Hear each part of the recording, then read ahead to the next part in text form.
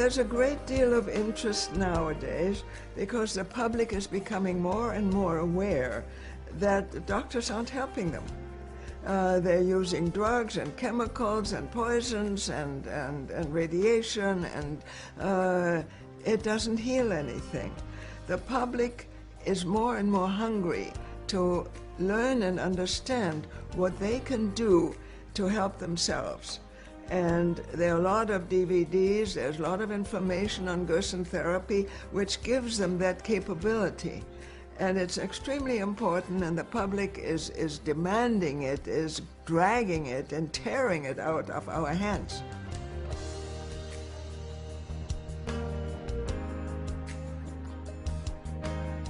It's exciting that the public is waking up, because they've been brainwashed. Oh, the doctors know best, you have to do what the doctors say, and so on. As it is, actually, doctors treat chronic degenerative disease symptoms. They never heal anything. And if you don't heal, the symptoms worsen, and the drugs the doctors pass out have side effects, and people just get more and more ill and are more and more miserable, and they're not getting well. And the public is waking up that they are being bamboozled, and the doctors are drug pushers. Doctors are not the answer.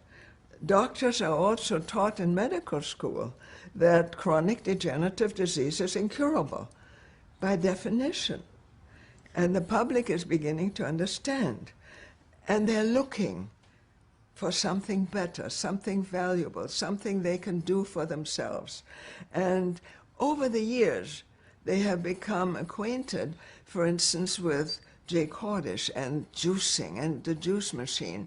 And they're beginning to understand that if they are able to nourish the body thoroughly, to nourish the body's defenses with nutrition, not dead, rotten food and chemicals and pesticides and fungicides that are contained in everything, and the foods that are damaged by processing, and they're valueless, and they are not able to nourish the body's defenses. The public is becoming aware that they have to learn about something better and valuable. And juicing is one of the ways to do it, but it has to also be the right juice, and the food has to be organic, free of poisons, free of pesticides, and free of alterations of preservatives and so on. So the public wants to be able to take care of themselves, because the doctors obviously aren't helping them. I don't have a doctor. I never go to a doctor. I avoid doctors. That's part of the reason for staying healthy.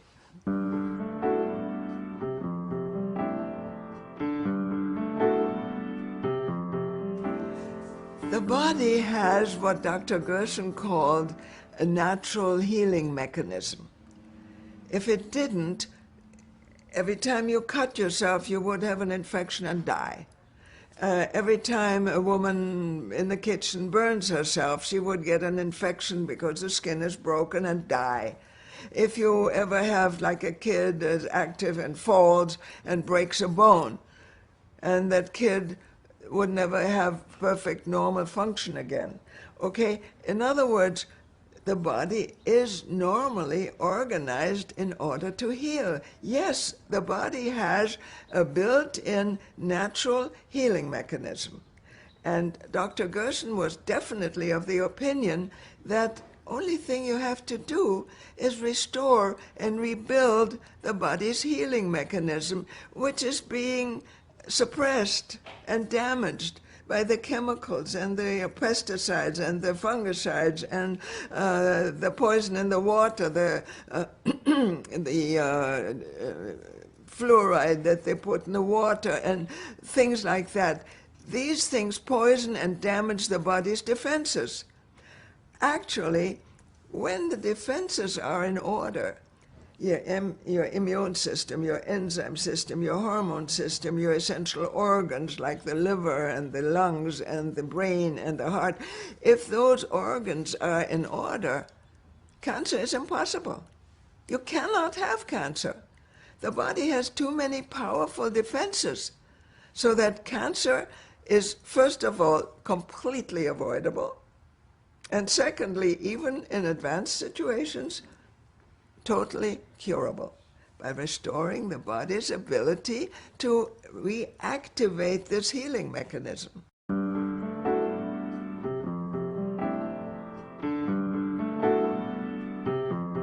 We see the capability of the body of restoring its healing mechanism by using the right foods. Like if you have a beautiful car, a Maserati, a really fancy car, you wouldn't put sugar water in the tank. Essentially, that's how we treat our bodies. We have this wonderful mechanism, very complex and very complete, and really working with all the organ systems together to keep us well. But we treat it like it's a piece of garbage. We put nothing but garbage in it. And that's not going to maintain the body's capability of healing.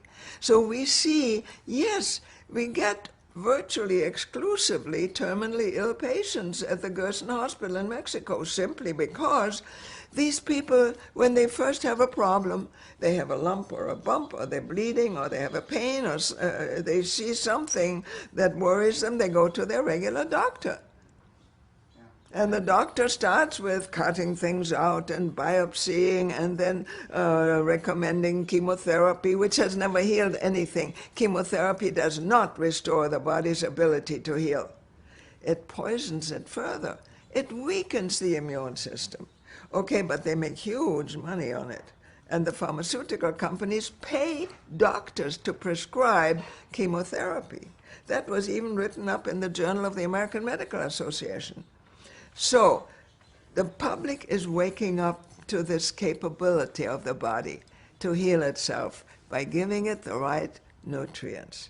And that's what Dr. Gerson has developed to a fine art, science. It works. And we see even terminally ill patients, not just with cancer or heart disease or diabetes or obesity or arthritis or rheumatoid arthritis or ulcerative colitis. You could mention 1,500 chronic diseases. The body is capable of healing. All you have to do is restore and nourish those healing mechanisms.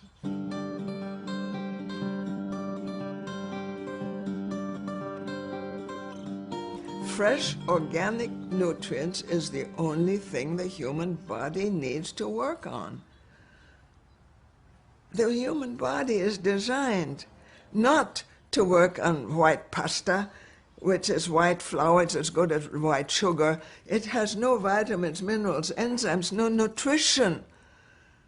And not only that, why, you know, even for people who eat vegetables or eat vegetarian, if it's damaged with toxins, with pesticides and fungicides, and if it's processed and you pour salad dressing on it, loaded with chemicals and with salt and with flavor enhancers and with all kinds of chemicals to make it attractive and tasty, those things don't nourish the body. They poison these very systems that we must nourish with good living nutrients, good living poison-free nutrients, and that's organic vegetarian.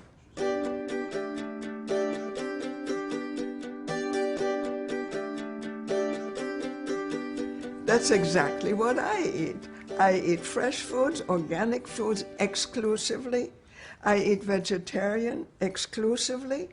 I drink fresh living juices with lots of living minerals, enzymes, vitamins, the kind the body's cells and tissues are able to absorb and utilize.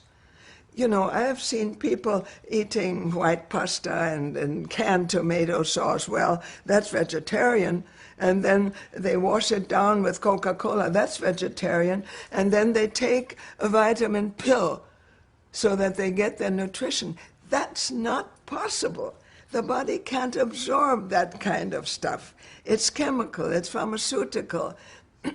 And in order to absorb things, the body needs living, active nutrients. And, you know, if you sometimes talk to a plumber who's cleaning a septic tank, he'll tell you how many hundreds of pills he finds in there. Pills that people swallow, where sometimes you can still read the logo of the company who made it. You can swallow pills you think you're getting nutrients. You're not. It goes right through you. It can't be used by the body. But the fresh, living, organic, healthy foods and the raw juices that are rich in the very nutrients that the good Lord put on the earth for us, those the body can use and keep its defenses going.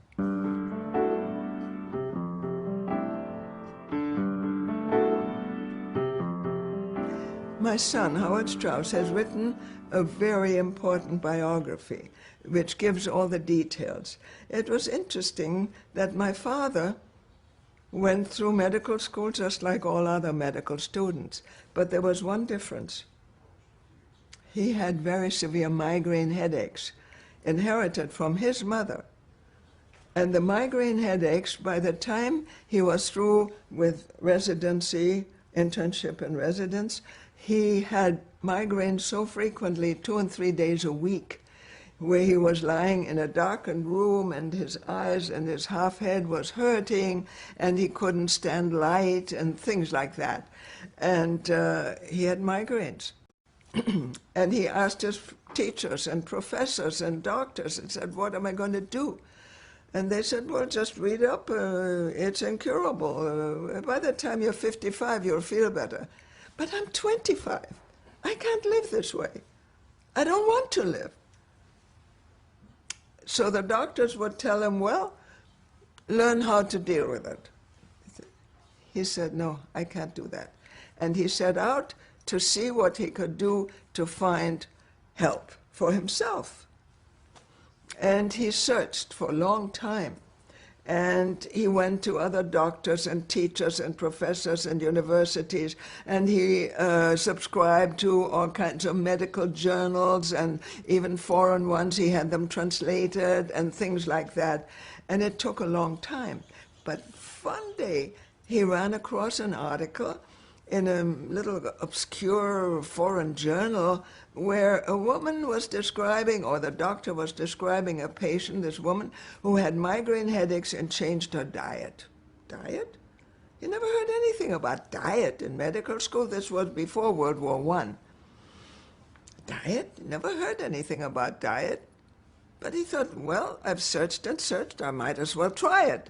He finally figured out that our physical ancestors, we've got to be careful here because we don't want to step on religious toes, they use vegetarian foods. So he decided to try that. And since he lived in Germany, apples were always available. So he started with nothing but apples. And when he ate fresh apples, raw apples, grated apples, applesauce, and things like that, and drank apple juice, he was free of migraines. And then he slowly started to add things after another, one after another. And he found that if he added something that his body couldn't handle, he could have a migraine in 20 minutes. But as long as he stayed with the vegetarian foods, he was fine. He started also to eat cooked foods, and he had a problem because with cooked foods, people would add salt. And he found out that he couldn't handle salt, that it caused him a new outbreak of migraines. And so on. Little by little, he developed what he called his migraine diet.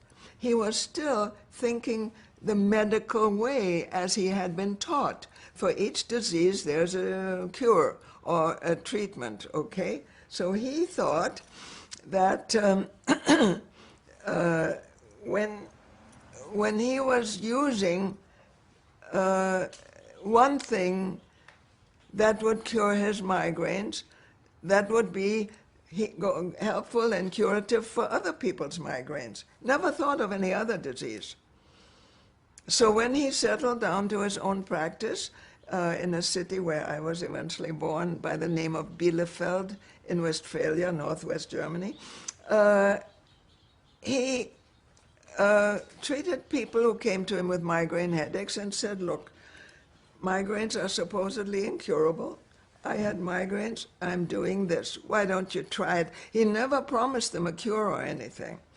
But he said, it helped me, why don't you try it? And invariably, these patients would come back and say, yes, doctor, as long as I do what you tell me, I'm free of migraines. If I cheat, I have a migraine. Okay, so he was convinced that this was a good migraine therapy until one day a patient comes back to him, had been complaining of migraines, and said, yes, Dr. Gerson, but I had a different problem also. And that was skin tuberculosis. And it's called lupus vulgaris. It's not the regular, what we now call lupus. Lupus vulgaris, skin tuberculosis. And he said that too is healing. So my father said, no, that's impossible. It's an incurable disease. It must have been something else. No, the guy pulled out the laboratory tests that those lesions, wherever they were, had tubercular bacilli in them. My father said, let me see that. He had no idea. He couldn't figure out the connection between migraine headaches and skin tuberculosis. But he saw that, yes, there was curative. It was healing. So he said, look, my shingle reads internal and nerve diseases. I don't see skin problems. Do you know others who have that problem? It's relatively rare. Sure, he said, where was in the hospital? Well, my father said, look, send me some of those patients. I'll treat them free of charge. I just want to know. He was a true experimenter and healer. When he saw something valuable, he wanted to use it also for others.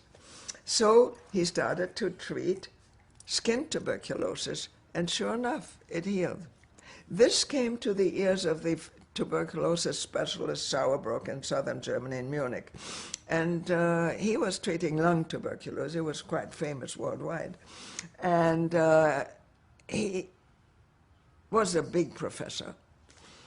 And he wanted to see Gerson. Gerson was just a little town doctor, you know. So he actually asked Gerson to come. Those days you didn't fly. This was in the early 20s. It was an 8-hour train ride. Okay, so my father went there and they discussed it, and Sauerbrucker said, okay, I'll run a test. I'll take some of the most seriously ill lupus patients, lupus vulgaris, skin tuberculosis, and if only one of them can be arrested, he wasn't even talking any further, only one of them can be arrested, I'll believe everything you say. So he took 450 advanced skin tuberculosis patients and fed them the Gerson food, the Gerson therapy. 446 recovered. Didn't just get improvement or stop, recovered. So he published this. He was the big professor. My father's name was sort of on the bottom. Anyway, my father didn't care. He didn't want glory, but he figured if skin tuberculosis can be healed with this migraine diet, why not other forms of TB? And a lot of young people had the so-called galloping tuberculosis and were dying. People, kids between the ages of 18 and 22, there was a lot of death. And so my father started to treat some of those. And sure enough, they too recovered.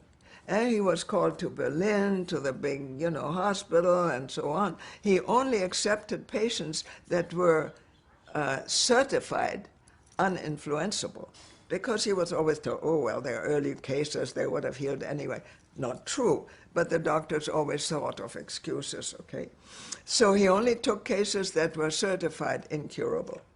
And sure enough, they got well, but that is the time when he found out that these patients often had other problems.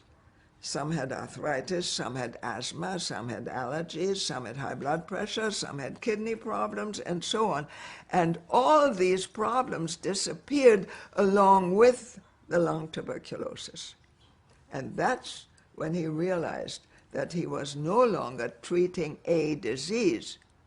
He was helping all the body's systems to reactivate their healing mechanisms so that everything was healing.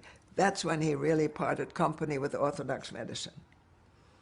And of course started to heal chronic diseases. You name it, it's curable. Orthodox medicine claims that chronic degenerative disease is incurable by definition. We have been curing it in Mexico with the Gerson Therapy for 35, 40 years now. And he cured it for 35, 40 years in New York in his practice.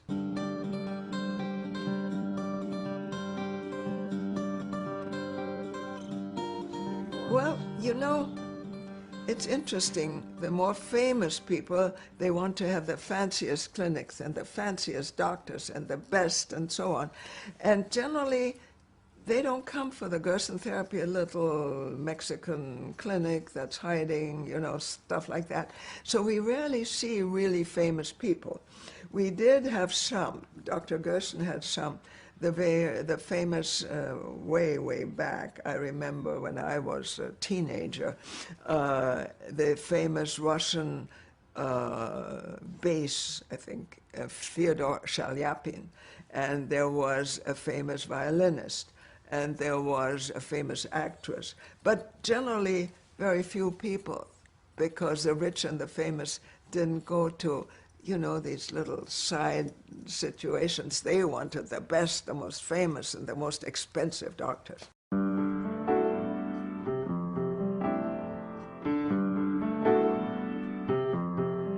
Jay Cordish, the famous juice man with the bushy eyebrows, did a very good job by promoting his juice machine. It's vastly superior to anything kids might be drinking, like sodas or the sugared juice drinks and things like that. It's vastly superior, and it does contain nutrients, vitamins, minerals, and it's very valuable because it was spread all over the United States, and the public became very much aware of the importance of juicing.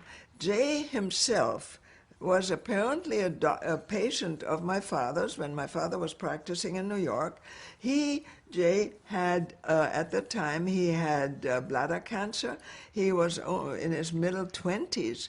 He was young married, he had a young wife, and I think already 1 or 2 children, and he was distraught, and he had no money. And, you know, my father really wasn't interested in money. If people had no money, he didn't care.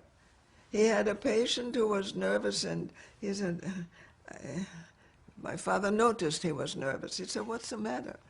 He says, I don't have enough money to get back home. He needed to get back home with his wife to Ohio, where he left from New York. So my father gave him money. He didn't care. He would give patients money and not collect. He didn't care at all. He didn't care for money.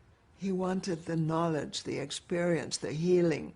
He wanted to see people get well. He was a true healer and a scientist. He worked on the background. He wanted to know what's causing it and so on. And he found out.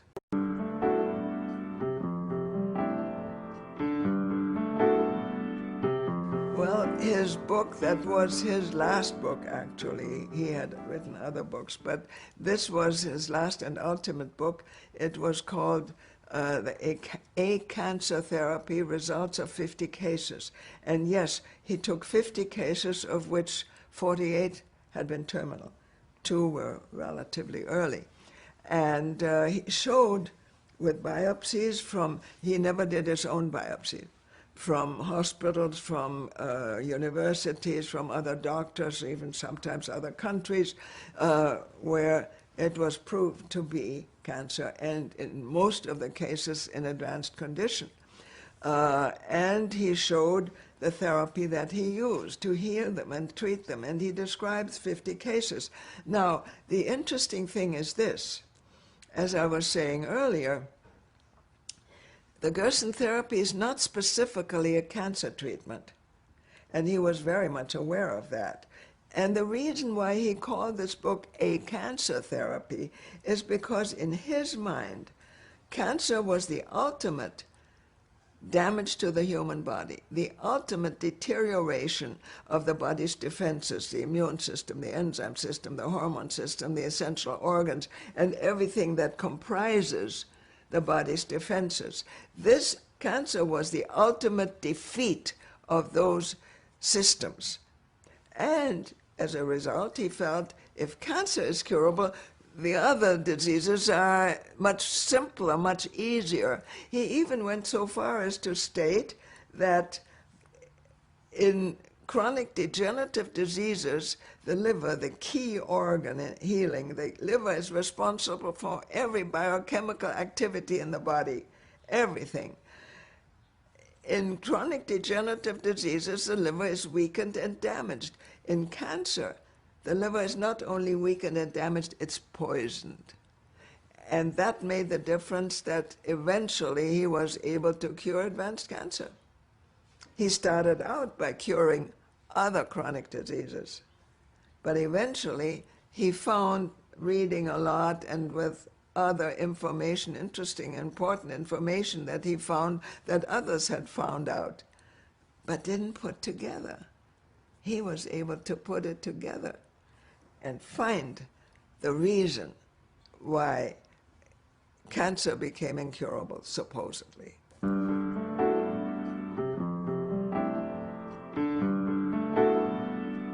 It has had to change some. The program, as he outlined it, was requiring certain things that we can no longer do and no longer get. For one, the FDA has blocked it, and they claim that they do the public a favor because they can only allow chemicals on the market that are effective and harmless like chemotherapy, right? Okay, and stuff like that. But it's not true. But they have made it very difficult for us to get crude liver extract and to get B12 and to get some of the things Dr. Gerson used. So we've had to add things like CoQ10, which works fairly well. It's not as good as the real good crude liver extract, but we are lucky we're still healing cancer, advanced cancer, including pancreatic cancer, where orthodox medicine is completely incapable of doing anything but damage people further.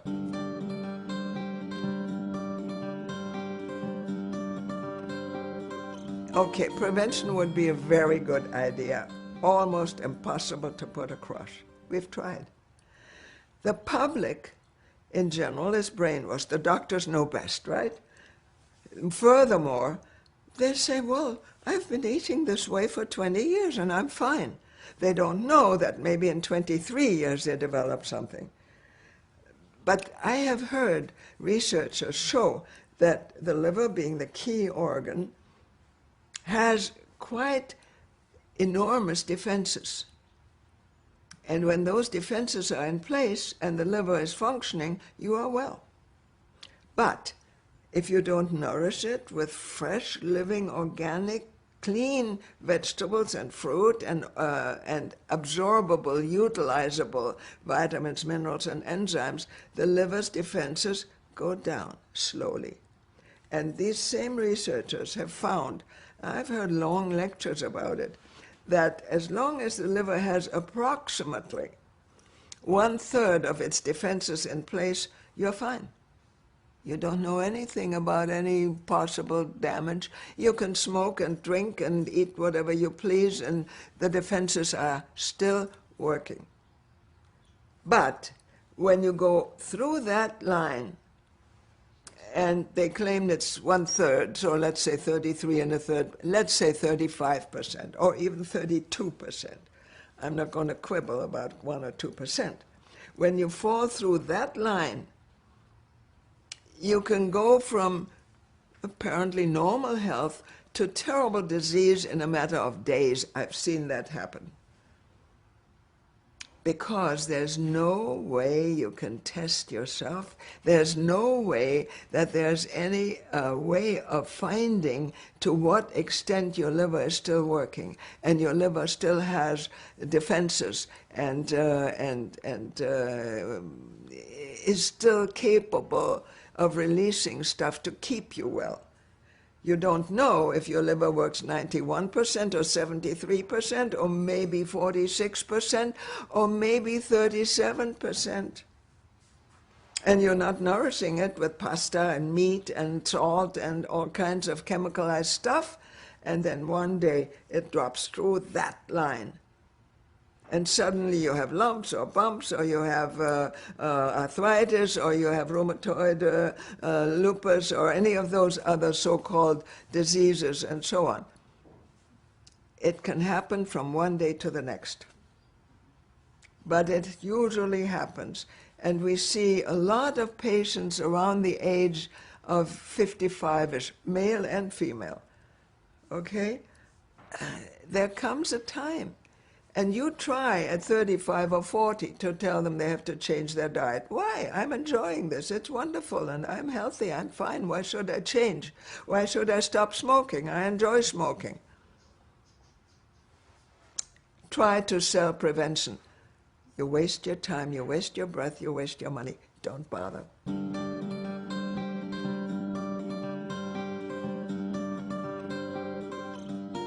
Unfortunately, I never had the pleasure of meeting Dr. Walker. However, I'll tell you a story about one of his books. We were working in Mexico already, and we had a patient there, a very nice lady, and she asked me one day, knowing that we use Norwalk and suggest it for patients, she said, do you have one of Norman Walker's books signed specifically to you? I said, no, unfortunately I don't. I'll get it for you, she said. And she called and talked to his wife. And the wife said, you know, Dr. Walker is very busy. And he was 111 at the time. And I can't make an appointment for the next 18 months. So when you make an appointment and you're 111 years old and it's a year and a half later, I got the book. He kept it. Now, the important thing here is that Dr. Walker, at the age of 39, was seriously ill, was sent home from the hospital. They didn't find out, they couldn't figure out what was wrong with him. They couldn't treat him, they couldn't do anything with him, so they just told him, go home and get your affairs in order. In other words, go ahead and die. So that's when he changed his diet, and he decided he needed to eat raw foods, but he couldn't eat enough. And he realized if he could get rid of a good deal of the fiber, then he could eat more. So that's why he started to use juicing. And he did that, and then he constructed a juicer for himself and his own. And he restored his health, and he lived for many years. I'm told he died at 117.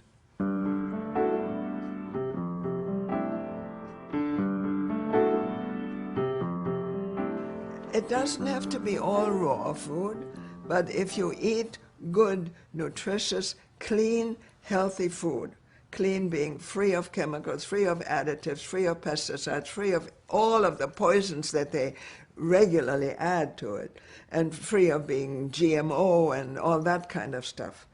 Just good, organic, nutritious foods. I believe, yes, that one can live quite healthy till somewhere 110, between 110 and 120.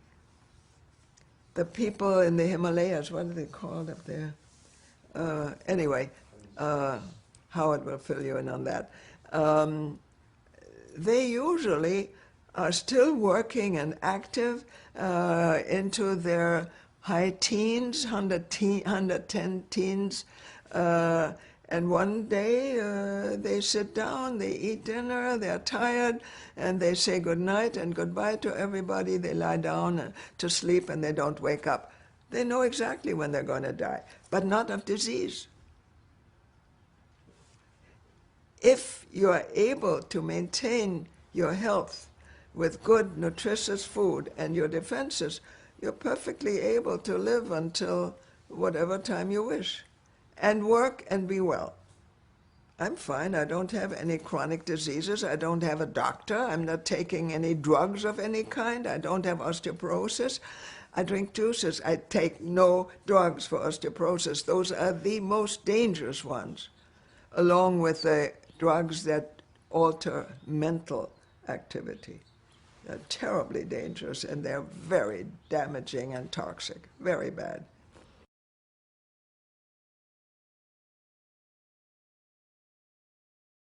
Dr. Gerson had essentially four different kinds of juice. We have one fresh, pressed, organic orange juice for breakfast, just one. And people think that's the only juice that's vitamin C. That's not true. The other juices we serve have more vitamin C than the orange juice. It's just an accommodation. We use a juice made of greens, of lettuce greens and a little chard and a little green pepper and a little red cabbage, and all put together with an apple. The apple has pectin in it and makes it highly digestible. That's a second juice. The third juice, and a lot of that is being served, is apple and carrot mixed.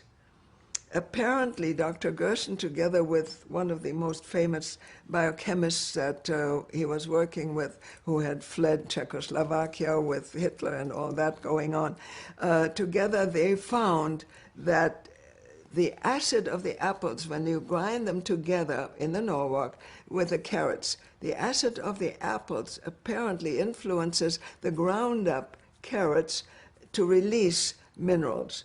So with the apples combination, you get the best release of minerals, which is upward of 50%. You never get 100% minerals extraction.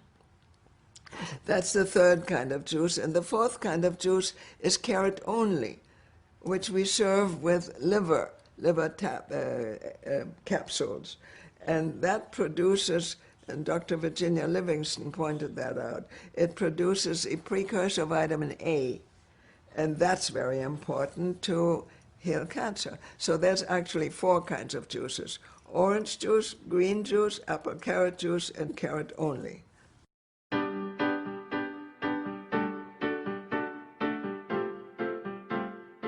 All of them. All of them. Some of everything. When I'm home, I get somewhere around 5 juices a day. When I'm at the hospital, they serve me every hour, same as the hospital, as the patients.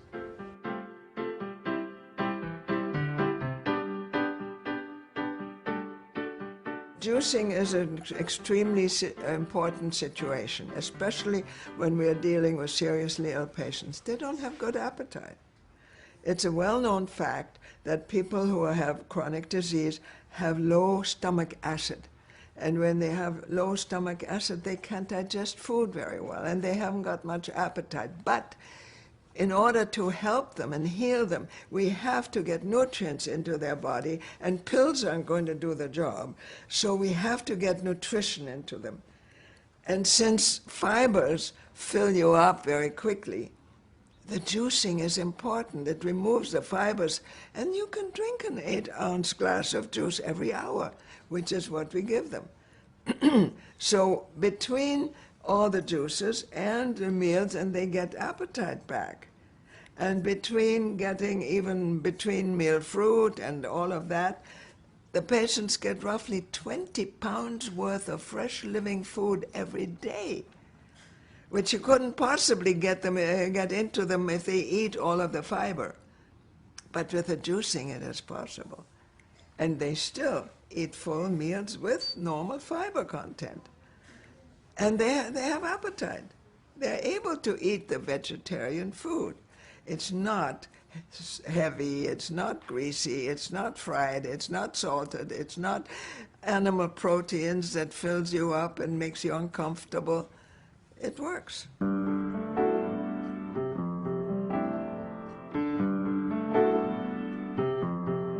It's not juice. It's just ground up carrots with all the fiber, and ask them if they can drink 20 pounds of it. Blender don't make juice. They grind up foods to make them, you can more easily swallow them, you don't have to chew them. But you're getting all the fiber, and therefore you have a very limited capacity. That's foolishness. That's why Dr. Gerson said, no, we need to use juices so that you have a much increased capacity and can get much more nutrition into this very sick, damaged, weakened body.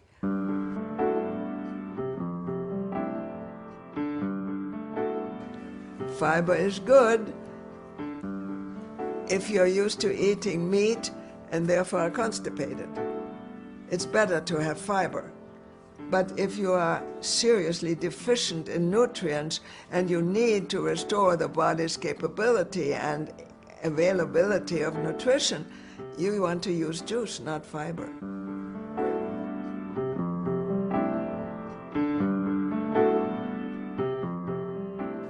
I often get the question of, so where are the proteins on the Gerson therapy? I'm frankly a little bit tired of the question. We're trying to teach people. And I often answer with a counter question. The biggest, strongest land animals are what? Elephants? Do they eat meat? They're vegetarians. What about bulls? They're vegetarians. What about the 800-pound gorillas? They're vegetarians. And very often the vegetarian animals are bigger, healthier, and stronger than the meat eaters. If the cat animals that eat meat and they chase, their prey like deer or whatever, they chase them. They have to sneak up as close as they possibly can until they start the pursuit. Okay, the vegetarians, the deer-type animals, they run and run, and if the cat animals are not catching them within 45 seconds, they rest, they're tired. The vegetarians keep right on running. Okay, the vegetarian diet is absolutely rich in proteins. The best and most complete protein apparently is in carrots and carrot juice. And it just happens, and I've seen this working, that there are occasionally babies born to mothers who are not virile and are not able to nurse them, and they're tried on cow's milk, on formula, and on goat's milk, and on soy milk.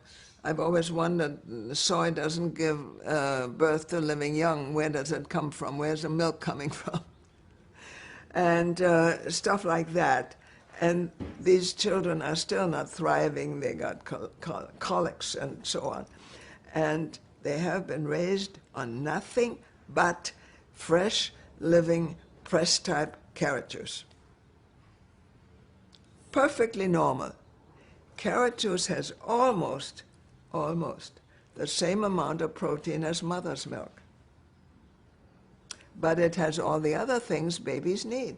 Calcium and magnesium and manganese and everything else the babies need for perfectly normal development. After the age of 3 or 4 weeks, they can absolutely exist on and healthily grow on and thrive on nothing but carrot juice. Okay, so there is the answer for protein. You get protein in all vegetables. You get it in potatoes, you get it in the oatmeal, you get it in vegetables, all the other vegetables that are part of the Gerson therapy, and like salads that have enzymes that help lodge those proteins where they belong in the tissues. Okay, you get everything, it's nature has set it all up, it's all right. It's when they start fiddling around and changing things and processing things and adding pesticides and fungicides and food chemicals and flavor things and preservatives and goodness knows what. That's when you get into trouble. And eating proteins, and when a doctor tells a patient, you need to get more proteins, the only thing the public thinks of when it thinks of protein is animal proteins. But the human body is not designed for animal proteins. It cannot handle it correctly. It cannot utilize it, cannot break it down to the end product and lodge it correctly. So animal proteins is not the right thing. We are designed for vegetarian food. And that's what I get.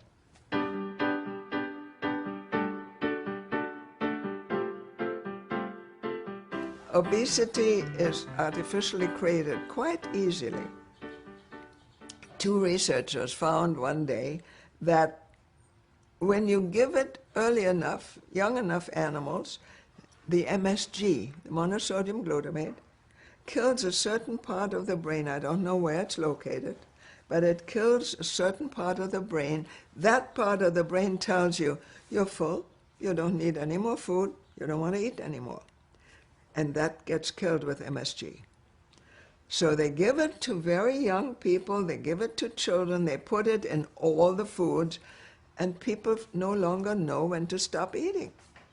And they eat, and since they're not getting nutrition, the body is actually hungry for nutrients. And they eat and eat, but they don't eat anything nutritious and get bigger and heavier and fatter.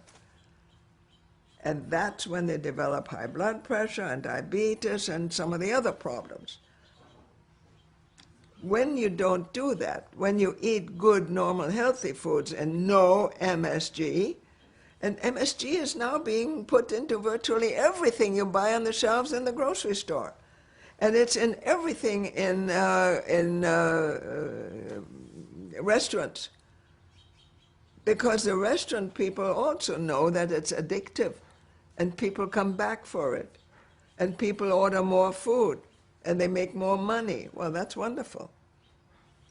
But it's not wonderful for your health, and it causes this enormous obesity and therefore high blood pressure and diabetes and so on. And then they say that diabetes is incurable. That's garbage. Just stop eating this junk. It's not true. We have seen type 2 diabetes. Now, type 1 diabetes is a completely different disease. But type 2 diabetes, we have seen completely disappear in a matter of 5 to 8 days. Completely disappear. Because the body is producing insulin. But it's not getting into the cell, the insulin receptors, because those are blocked by, guess what? Cholesterol. By fat in meat, by fat in deep fried, by fat in butter, by fat in yolk of eggs, on and on and on. Cholesterol. Stop the cholesterol and you stop the diabetes. It's so simple. It's so ridiculous.